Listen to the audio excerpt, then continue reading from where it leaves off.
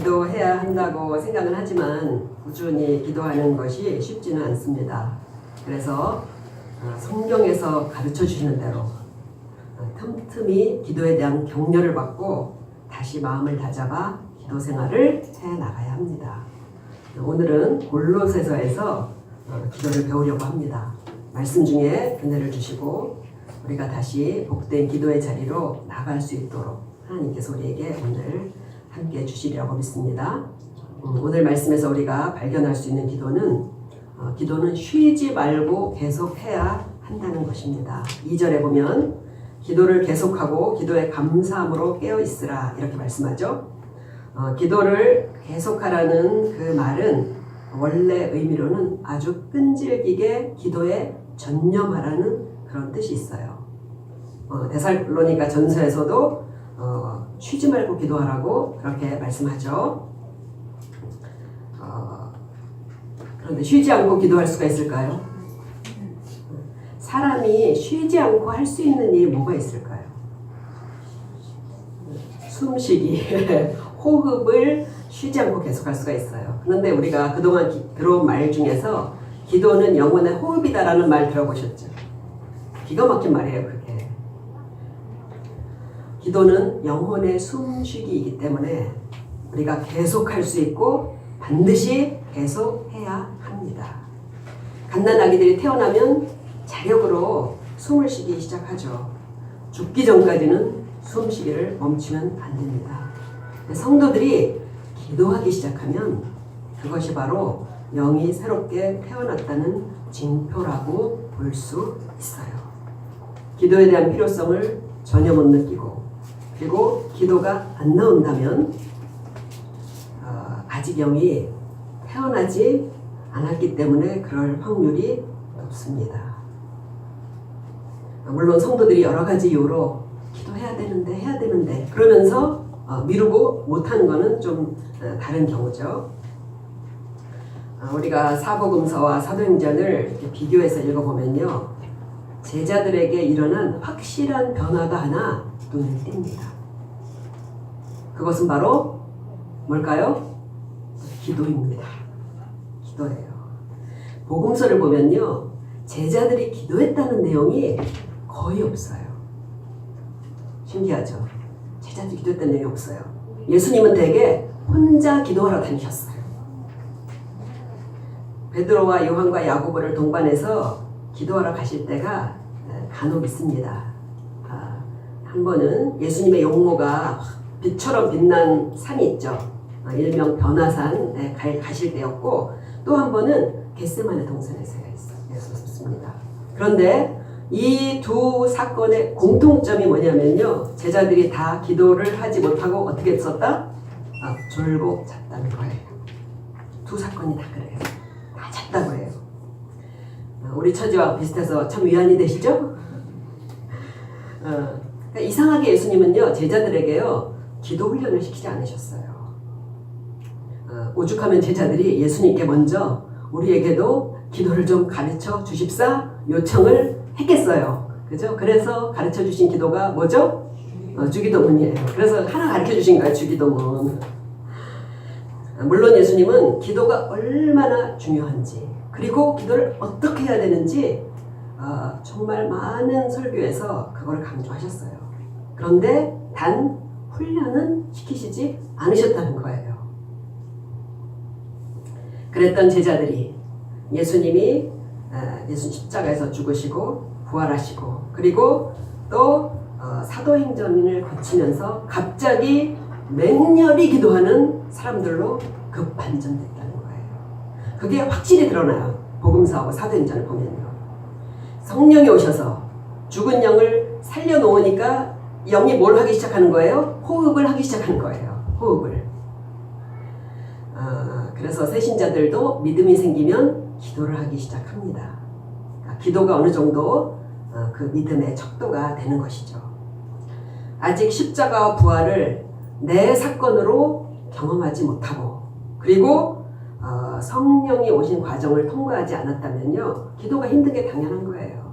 나 왜 이렇게 기도가 안 되지? 당연한 겁니다. 기도를 혹시 한다 해도요, 그거는요 종교적인 염원의 수준에 지나지 않아요. 종교에 다 기도가 있잖아요. 종교적인 염원으로 기도하는 거예요. 그러니까 하나님을 알고 믿음의 확신이 오고 그리고 영이 거듭나서 스스로 기도하기까지는 절차와 긴 과정이 누구에게나 필요합니다. 제자들도 3년 반 동안이나 예수님과 합숙하면서 그렇게 배우고 따라다니고 그런 기간이 필요했잖아요. 신자들에게도 다 그런 단계가 필요합니다. 그렇기 때문에 우리가 예배를 꾸준히 드리는 것 중요해요. 그리고 성경을 배우고 그리고 교회 생활을 통해서 거듭남에 필요한 과정을 다 잘 거쳐가야 해요. 그걸 다 단계를 밟아야 됩니다. 우리가 또 이 거듭남의 과정 안에는요 아주 중요한 게 하나가 있어요. 그게 뭐냐면요, 반드시 죄에 대한 인식과 자각과 회개가 있다는 거예요. 우리 자신을 오늘 말씀을 통해서 잘 점검을 해보시기 바랍니다. 그러니까 거듭나는 과정에서 어느 순간 내가 죄인이라는 걸 깨닫게 된다는 것이에요. 그렇다고 한 번에 모든 걸 다 깨닫는 게 아닙니다. 우리는 가끔 간증에서 그런 거 듣죠. 막 회개하는데 자기가 지은 모든 죄가 주마등처럼 지나가고 영화 필름처럼 지나가는 그런 간증을 들은 적이 있어서 회개가 이렇게 일어나는 거보다라고 생각할지 모르지만 그렇지 않아요. 되게 회개는요, 사람마다 취약한 점이 한두 가지 있죠. 어떤 사람은 거짓말을 좀 잘하거나 부정직하거나 그리고 뭐 시기심이 많다거나 좀 남을 좀 이렇게 미워한다거나 험담을 한다거나 하여튼 취약점이 있어요. 그죠? 그런데 대개는 그 자신의 취약한 도덕적인 단점, 죄 한두 가지를 성령께서 지적하심으로 그거를 깨닫고 그리고 회개의 역사가 일어나기 시작해요. 처음에는 한두 가지의 죄를 깨닫게 되는 거예요. 그리고 나서 점점 더 깊숙한 곳에 도사리고 있고 그리고 우리 인격 안에 정말 너무나 폭넓게 구석구석 안 들어간 곳이 없는 그런 자신의 모든 죄를 깨닫게 되는 거예요. 그래야 예수님이 왜 십자가에서 죽으셨는지 그걸 우리가 알게 되는 거예요. 구원의 과정들이 정말 인간의 어떤 힘이 아니라 하나님의 그 신비로운 심오한 은혜 안에 있다는 것을 저는 목회를 하면서 점점 참 깨닫게 됩니다. 교회나 한번 가볼까? 우리가 이렇게 생각했다는 거 정말 기적이에요. 교회는 기도 잘하는 오래된 신자들만 필요한 게 아닙니다. 기도 잘하는 오래된 신자들만 있으면 안 돼요. 새롭게 복음을 듣고 그리고 새 생명으로 거듭나가는 과정에 신자들이 많아야 돼요. 그게 교회예요. 그러므로 아직 기도가 뭔지 잘 모르겠고 그리고 기도가 꾸준히 잘 되지 않는다면 이렇게 하시기 바랍니다. 기도가 잘 안 되니 그냥 기도를 안 해도 되니 하면 그렇지 않아요. 예수님께서 강청하고 구하라는 그런 가르침을 주신 다음에 결론을 이렇게 내리신 적이 있어요. 다 아시는 말씀이에요. 너희가 악할지라도 좋은 것을 자식에게 줄 줄 알거든 하물며 너희 하늘 아버지께서 구하는 자에게 무엇을 주지 않겠느냐? 성령을 주지 않겠느냐. 그러니까 성령을 아직 받지 못한 사람에게 뭘 구하라는 얘기예요? 성령을 구하라는 거예요. 간절히 강청하며 그렇게 구하라는 거예요. 기도가 잘 안 되고 내 믿음이 너무 부족하게 생각이 된다 하더라도 예수님이 말씀하신 이 말씀을 믿으시고 내 영이 거듭날 수 있도록 성령님을 보내주시기를 기도해야 합니다. 그 기도를 하셔야 돼요. 예수님은 뭐라고 말씀하셨냐면 아버지께서 내 이름으로 보내실 성령이라고 말씀하셨어요. 우리가 예수님의 십자가의 대속을 믿고 그리고 간구하면 아버지께서는 예수님의 이름으로 반드시 우리에게 성령을 보내주실 것입니다. 아직 기도가 습관이 안 되고 잘 되지 않으시는 분들 간혹 기도하잖아요. 그죠? 그런데 그런 기도라고 해서 하나님이 듣지 않으시는 게 아니에요. 일반인들에게 성령이 임하시지 않으셨던 때가 구약 성경 시대예요. 그때 보면은 성령의 감동을 받은 사람들만 기도했다는 걸 알 수 있어요, 되게. 그래서 모세라거나, 그리고 뭐 사무엘이라거나, 그리고 다윗이나 뭐 다니엘, 이런 사람들이 기도했다는 걸 구약 성경에서 볼 수 있어요. 구약 성경 읽어보면 사람들이 기도 안 했어요. 그런데 하나님은 그럼에도 불구하고 모두에게 기도하라고 그러셨고 응답도 약속하셨다는 거예요. 구약 성경 시대에도. 너희는 내게 부르짖으며 와서 내게 기도하면 내가 너희를 들을 것이요. 그러니까 심지어 자기 동생 아벨을 죽인 가인 같은 사람의 기도도 하나님이 들어주셨어요. 창세기 보면요. 우리가 알고 있는 아주 악한 왕이 있어요. 므낫세하고 아합이요. 진짜 악한 왕이에요. 그런데 므낫세하고 아합이 하나님 앞에 회개할 때 하나님의 기도를 들어주셔요. 놀라운 거예요, 이게. 그렇기 때문에 새신자들, 그리고 믿음에 아직 확신이 부족한 성도들도 당연히 모든 문제들을 기도하고 응답을 기대해도 좋습니다. 우리 신앙 선배들이 뭐라고 얘기를 하셨었냐면요. 저희 처음 신앙생활 할 때 새신자 때는 기도를 더 잘 들어주신다고 그런 얘기 우리 들었죠. 일리가 있는 말이에요. 그게 하나님이 새신자 때 기도를 안 들어주시는 게 문제가 아니라 기도를 들어주시고 나면 먹튀하는 게 그게 문제입니다. 오래 교회를 다녀서 거듭난 성도들은 어떻게 기도해야 될까요? 오래 교회를 다니고 나는 믿음이 있어. 그러니까 기도는 아까 뭐라고 그랬죠? 호흡이라고 그랬죠. 거듭난 생명이 살아가기 위해서 하나님을 호흡하는 거예요. 하나님을 호흡해서 내 새 생명을 키워나가고 강하게 하나가는 게 그게 기도예요. 그러니까 현대인들의 질병 중에서 호흡을 깊이 하지 않아서 생기는 질병이 많다고 그래요. 호흡을 얕게 해서. 호흡을 여기서만 그냥 깔딱깔딱 한다는 거예요. 호흡을 깊이 하지 않고. 기도의 원리도 마찬가지입니다. 하나님 앞에 규칙적으로 나가서 양질의 시간을 다니면서 기도하는 것도 중요하지만 그거 말고 양질의 시간을 하나님 앞에 나가서 하나님의 그 선하심과 부요하심과 풍성하심을요 우리가 기도로 호흡하는 거예요. 숨을 받아들이는 거예요.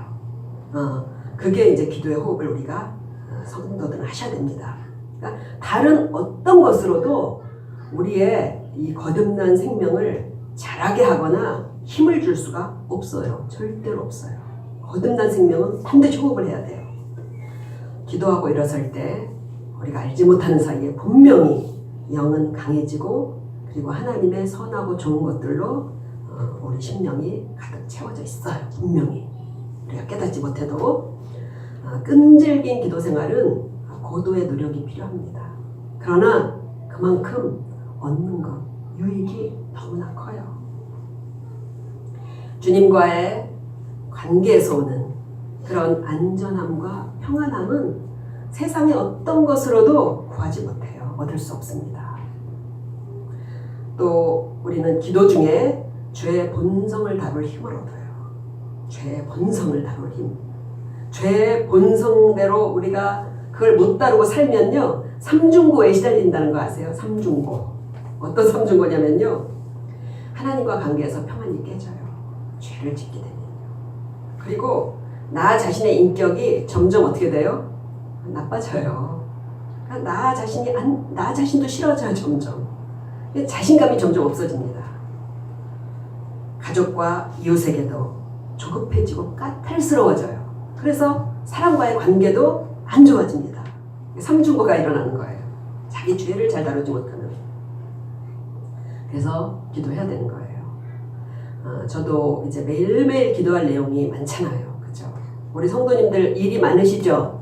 그죠? 그만큼 저도 기도할 게 많아지는 거예요. 그걸 기도하다 보면은 이제 기도할 게 많기 때문에 그래서 기도하기 전부터 굉장히 의무감, 그래서 부담스러울 때가 종종 있어요. 기도하기 전에. 그때 제가 마음을 바꿔먹습니다. 마음을 딱 고쳐먹어요. 너 그렇다면 기도 안 하고 네 힘으로 이거 할 수 있니? 그렇게 제 자신에게 물어봐요. 이 문제가 다 절박한 문제들이에요. 그런데 네 힘으로 이거 할 수 있니? 그러면은 얼른 어떻게 하게 돼요? 기도의 자리로 나가게 돼요. 그러니까 기도가 너무너무 감사한 거예요. 우리 힘으로 할 수 없는 이 모든 문제들을 하나님 앞에 나가서 구하면 하나님께서 그거를 다 이끌어 주신다는 거잖아요. 그죠?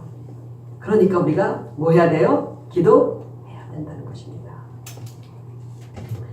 그럼에도 불구하고 요즘 성도들은 너무너무 바빠요. 그래가지고 기도할 틈을 얻기가 사실 힘들어요. 저도 직장 생활 해봐서 알지만 너무 바쁘고 틈을 낼 수 없고 퇴근하고 돌아오면 또 가정에서 또 할 일들이 있잖아요. 그래서 틈을 내기가 힘듭니다. 어떤 목사님이 협박조로 좀 이렇게 말을 하시더라고요. 힘들고 바빠서 기도하지 못하다가 감당하기 힘든 어려운 일을 만나는 게 낫겠느냐? 아니면 힘들고 바빠도 기도해서 위기를 만나지 않는 게 낫겠느냐? 이렇게 얘기를 하시더라고요. 그러니까 이제 교인들이 특별 기도회인데 많이 참석들 안 했나 봐요. 그래서 이제 걱정도 되고 이제 섭섭하기도 해서 그런 얘기를 한 것 같습니다. 그러나 기도는 분명히 위기와 고난을 대비케 해요. 기도하면 대비가 돼요. 그리고 피할 수 있는 일은요, 미리 피하게 해주셔요. 기도하면 우리가 매일 살아갈 때도 그렇잖아요. 정말 어떤 날 아침은요, 모든 게 만족스러워요. 평화롭고 만족스럽게 출발하지만 얼마 가지 않아서 어때요? 감정이 뒤틀리고 뒤집어지고 그리고 정말 그런 힘든 일을 매일매일 만나게 됩니다. 우리는 하루를 잘 살기 위해서도 기도로 마음의 평정심과 인내심과 자제력을 얻어야 합니다. 그렇기 때문에 오늘 말씀대로 우리 믿음의 성도들은 반드시 계속 끈질기게 기도하는, 오늘 본문 말씀이 그거예요. 끈질기게 기도하는 그런 습관을 갖도록 노력해야 돼요.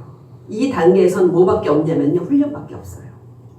이 단계에서는 자신의 의지를 쳐서 복종해서 기도를 훈련하셔야 돼요.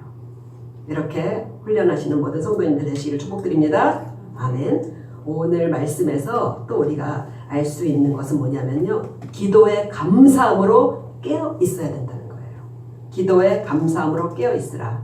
이 말씀을 잘 들여다보면요, 두 가지 기도의 원리가 담겨 있어요. 두 가지 기도의 원리가, 먼저는 기도에는 뭐가 있어야 된다? 감사함이 있어야 한다는 거예요.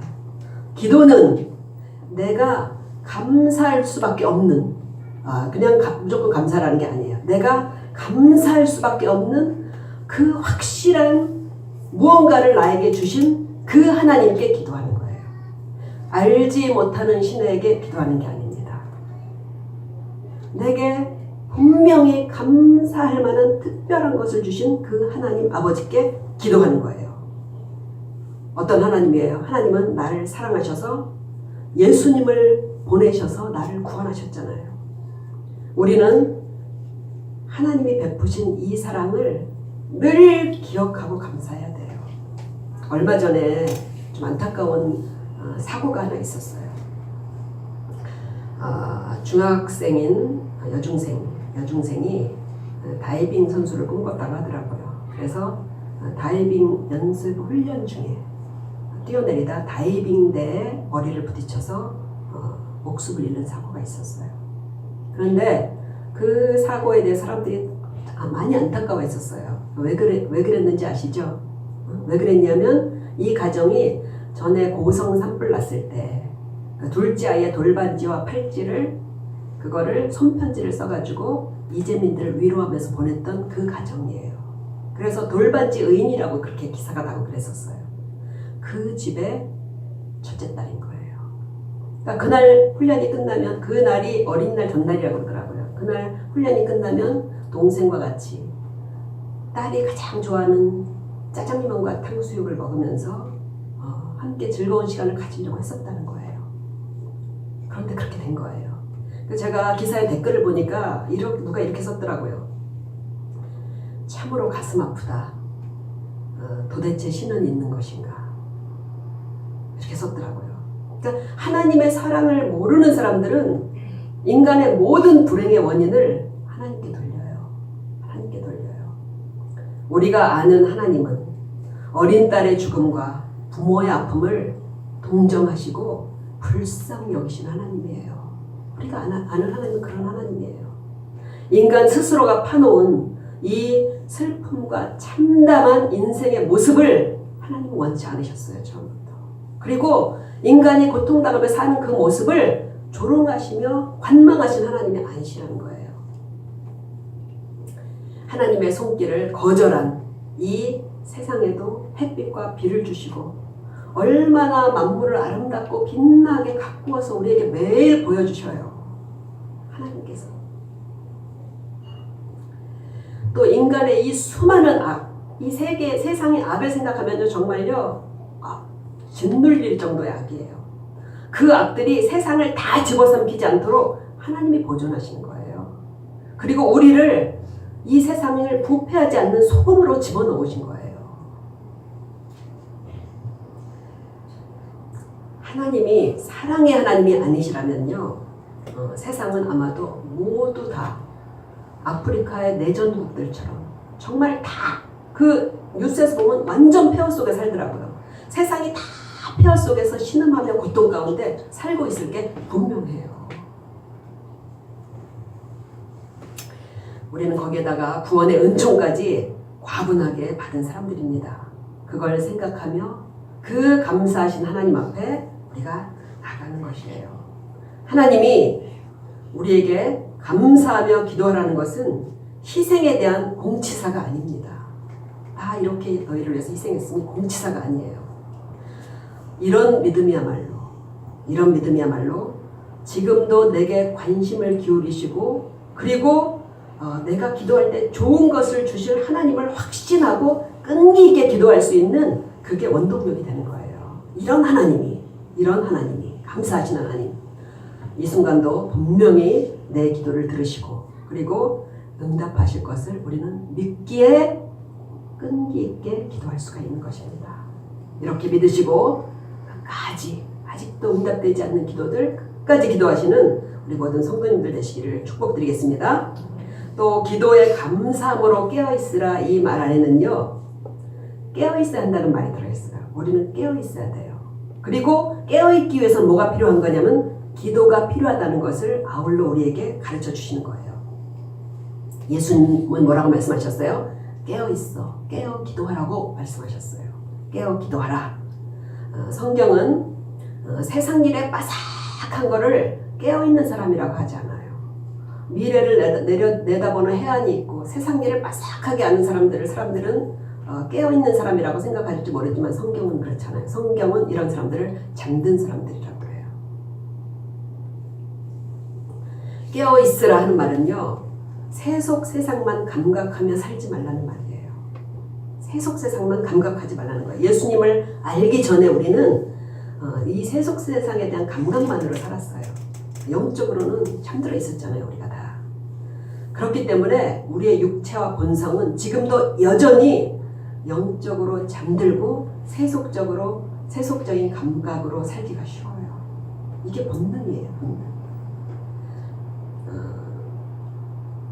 기도하지 않으면 이런 영적인 생명과 감각이 아주 혼탁해져요. 그리고 우리의 영이 정말 쭉 늘어져서 이 육신의 소욕, 우리 육신의 소욕이 있잖아요. 우리 육신의 소욕이 우리를 질질질질 끌고 다니는 그런 날을 매일매일 우리가 목격하게 될 것입니다. 그래서 기도하셔야 돼요. 깨어있기 위해서. 그리고 오늘 말씀에서 우리의 문제만이 아니라 하나님의 나라를 위해서도 기도하라고 그러셔요. 하나님의 나라를 위해서 기도해야 돼요. 3절에 보면 또한 우리를 위하여 기도하되 바울을 위해서 우리 바울 일행을 위해서 기도하되 하나님이 전도할 문을 우리에게 열어주사 그리스도의 비밀을 말하게 하시기를 구하라. 내가 이 일 때문에 매임을 당하였노라. 지금 바울 사도는 골로새 교인들에게 바울의 전도의 문을 열어주십시오라고 기도하라고 그렇게 얘기를 하는 거예요. 이상하잖아요. 그죠? 바울의 전도는 하나님의 뜻일까요? 아닐까요? 하나님의 뜻이 분명하죠. 그런데도 전도의 문을 열어달라고 기도를 해야 된다는 거예요. 그러니까 우리는 여기서요, 기도에 또 중요한 원리 하나를 발견하게 돼요. 그러니까 전도같이 확실한 하나님의 뜻에도 뭐가 필요하다는 거예요? 기도가 필요하다는 것입니다. 그러므로 나를 향한 좋은 계획과 완전하신 하나님의 뜻이 있다 할지라도 반드시 뭘 해야 돼요? 기도해야 한다는 걸 우리가 알 수 있습니다. 하나님은 우리의 기도를 들으셔요. 들으시고 거기에 발을 맞추셔서 이 일을 성취해 가시겠다는 거예요. 우리 기도에 따라 달렸다는 거예요. 그게 우리 청소년들 그리고 우리 청년들 특히 하나님이 앞으로의 진로와 그리고 삶의 계획들을 가지고 계셔요. 청사진이 있으셔요.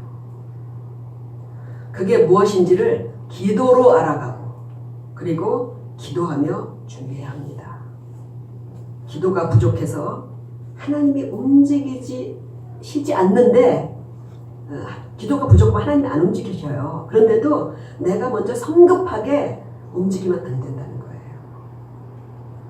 잠언에서 이미 말씀하셨어요. 사람이 마음으로 자기의 길을 계획할지라도 그 걸음을 인도하시는 자는 여호와시니라. 그러니까 하나님의 인도하심을 뒤따라가야 계획도 이룰 수가 있습니다. 그렇기에 바울 사도는 하나님이 먼저 전도의 문을 어떻게 해달라고? 열어달라고 그렇게 기도를 해달라는 거예요. 바울이 지금 이 편지를 쓰고 있죠. 골로새 교인들에게. 골로새 교인들에게 편지를 쓰고 있는 이 장소는 어디냐면요. 로마의 감옥이에요. 바울이 어떻게 해서 로마의 감옥에서 골로새 교인들에게 지금 편지를 쓰고 있게 되었는지를 좀 배경을 아셔야 돼요. 그거를. 간단하게 말씀을 드리겠습니다. 사도행전을 보면요. 바울이 3차 전도 여행을 마치고 귀국해요. 예루살렘으로. 그런데 예루살렘에 귀국하자마자 유대교인들에게 붙잡혀서 법정에 넘겨지게 됩니다. 그래서 거기서 변론을 하고 재판을 받게 되는데 바울이 로마 시민권자잖아요. 그죠? 그래서 로마 시민권자인 바울은 유대 나라에서 판결받기를 거부해요. 그리고 나는 로마 황제에게 상소하노라. 그래 얘기해요. 그러니까 로마 황제에게 로마 시민이 상소했기 때문에요. 유대 나라에서 판결할 수가 없는 거예요. 그래서 바울을 호송해서 어디로 데려가냐면 로마로 데려가게 돼서 지금 로마 감옥에 갇히게 된 거예요.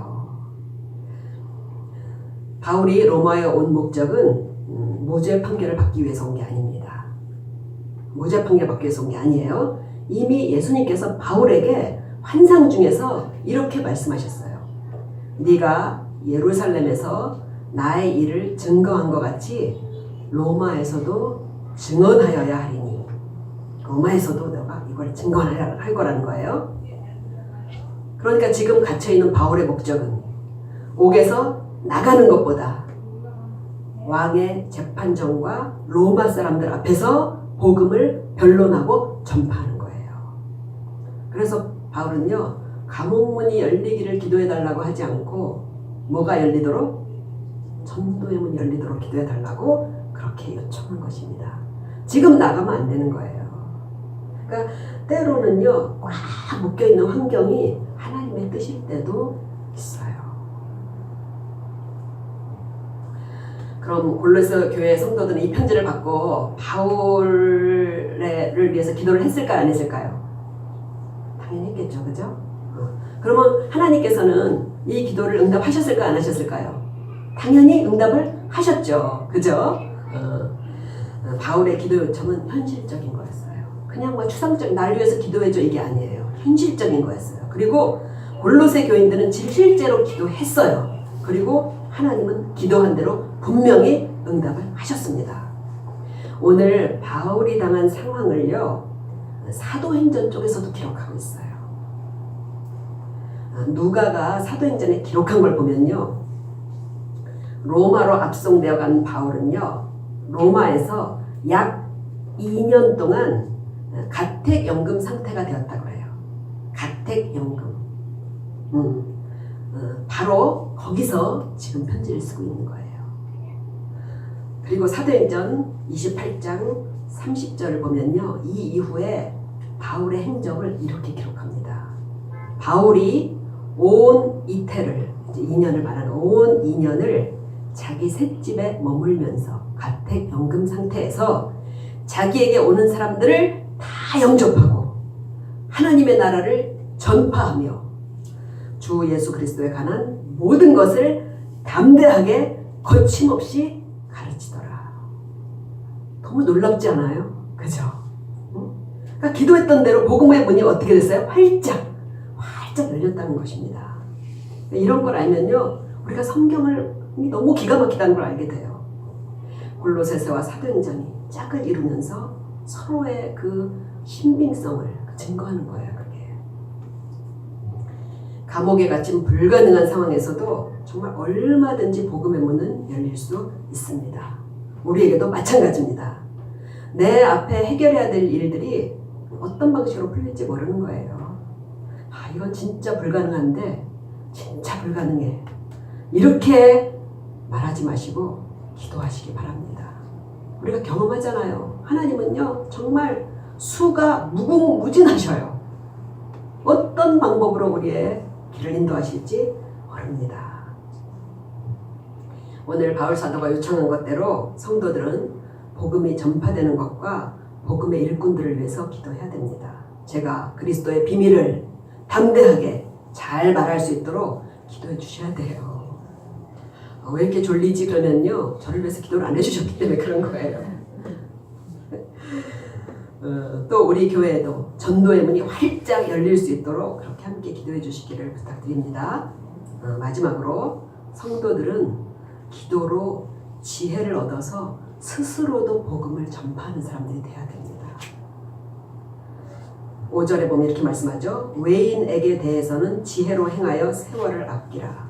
그러니까 외인은 교회 밖에 있는 분들을 말해요. 그러니까 비신자들에 대한 우리의 태도는 뭐냐면요, 이분들도 우리처럼 언젠가는 예수님 앞으로 나올 수 있다는 거예요. 우리도 몇 년 전, 몇십 년 전에는 교회 밖에 사람들이었잖아요. 외인들이었잖아요. 비신자들을 대할 때는 어떻게 하라고요? 지혜로 행하여 세월을 아끼라. 이건 무슨 뜻이냐면요, 번역이 좀 사실은 좀 의미를 잘 못 전달하고 있어요. 이건 뭐냐면요, 기회를 잘 포착하라는 거예요. 외인들에 대해서 기회를 잘 보다 그걸 탁 잡으라는 거예요. 뭐 할 기회를? 전도할 기회를 잡으라는 거예요. 우리 김현자 집사님께서 이 동네에 전도를 하시라고 너무 많이 애쓰시는 걸 우리 성도님들은 다 알고 계실 거예요. 그죠? 얼마 전에 제가 교회에 있는데 김현자 집사님께서 저에게 전화를 하셨어요. 뭐라고 하셨냐면, 그 식당에 건물주인 5층 권사님이 쓰러지셨다는 거예요. 그래서 아산병원에 이제 입원을 하셨다고 그렇게 저에게 얘기하시면서 요즘 가만히 보니까 교회를 안 나가시더라는 거예요. 권사님인데 그러시면 되겠습니까? 그러니까 이럴 때 가서 위로도 하고 기도도 해주면은, 그러면 마음이 좀 열려서 우리 교회에 나오실 수 있지 않겠냐, 그렇게 얘기를 하시는 거예요. 그래서 그날 마침 남혜영 권사님께서 싸주신 김밥이 있었어요. 그래서 그 김밥을 들고 이제 병원 신방을 가서 이제 기도를 해드렸습니다. 아직 교회 안 나오셨습니다. 근데 김현자 집사님이요, 정말 지혜롭게 행해서 세월을 아끼고 그 기회를 포착하는 거를 우리에게 보여주신 거예요. 늘 전도할 기회를 얻기 위해서 정말 웬만큼 신경 쓰지 않으면은요, 이렇게 되기 힘들어요. 우리가 가족 한 명, 그리고 이웃 한 사람을 전도하려면 그 사람을 위해 기도하면서 기회를 잘 봐야 돼요. 사람이 일생이 이렇게 지속되고 이렇게 일생이 잘 그런 대로 굴러갈 때는요, 신앙에 대한 관심을 가질 수가 없어요. 왜 갖겠어요, 그죠? 일상이 깨질 때 그 틈으로 뭔가가 들어갈 수 있습니다. 그럴 때 우리의 이웃들이 어려운 일을 당하고 우리의 가족들이 힘들 때요, 그게 다 불행만은 아니에요. 우리에게 그래도 소망이 있는 것은 그때 예수 그리스도께서 들어가실 수 있는 기회의 문이 열린다는 것입니다. 그렇기 때문에 우리는 늘 가족과 주변을 잘 살펴야 돼요. 보살펴야 돼요. 그리고 그 아픔에 공감하는 마음이 있어야 돼요. 그 아픔에 공감하는 그런 마음을 가져야 돼요. 그 권사님이 제가 병원에 갔더니요, 그 일평생 남편에 대해서 쌓였던 그 울분을 1시간 이상을 쉴 새 없이 쏟아놓으시더라고요. 제가 그 공감이 되더라고요. 공감을 하시고, 그리고 기회가 될 때 이분들을 교회로 잘 인도하셔야 됩니다. 또 언제든지 우리가 복음 전파에 걸림돌이 되지 않으려면요, 평소에 모든 사람을 대할 때 은혜롭고 정직하고 바른 말을 하셔야 돼요. 그게 마지막에 그러잖아요. 너희 말을 항상 은혜 가운데서 소금으로 맛을 낸 것 같이 하라. 그리하면 각 사람에게 마땅히 대답할 것을 알리라. 평소 우리 말이 신실하지 않다면, 헛소리만 한다면, 그러면 우리가 전하는 복음을 누가 믿겠어요? 말씀을 마칩니다. 오늘 기도하기 위해서는 우선적으로 영혼이 다시 태어나야 한다는 말씀을 좀 길게 드렸어요. 제가 일부러. 왜냐하면 이런 믿음의 과정과 단계들을 잘 이해하지 않으면요, 나는 왜 이렇게 기도만 하면 졸리지? 나는 왜 이렇게 기도가 안 되지? 나는 왜 이렇게 잘 믿어지지 않을까? 그러다 나중에 교회를 떠나게 돼요. 이 과정이 필요하다는 거예요. 그런 과정이. 기도가 안 되신다면 성령 받기를 어떻게 하라고요? 기도하라고요. 다른 거 몰라도 성령 받기를 기도하라는 거예요. 또 현재도 내게도 기도 응답은 유효하다. 하나님이 약속하셨다. 그것을 믿으시고 무엇이든지 하나님 앞에 구하시기를 바랍니다. 하나님은 반드시 기쁘게 응답해 주실 것입니다. 또 모든 성도들은 정말 하나님이 내게 주신 복은요, 이전에 상상치도 못했던 복이에요. 정말 이전에 상상치도 못했던 이 복을 주시고 영원히 주실 그 하나님께 감사하며 날마다 기도로 나가시는 모두가 되시기를 간절히 축복드립니다. 우리가 또 주님의 복음을 위해서, 하나님의 나라를 위해서 저와 성도님들이 함께 기도하고, 그리고 전도의 기회를 잘 포착해서 주님의 나라를 든든히 세워가는 그런 믿음직한 일꾼들이 다 되시기를 간절히 축원드립니다.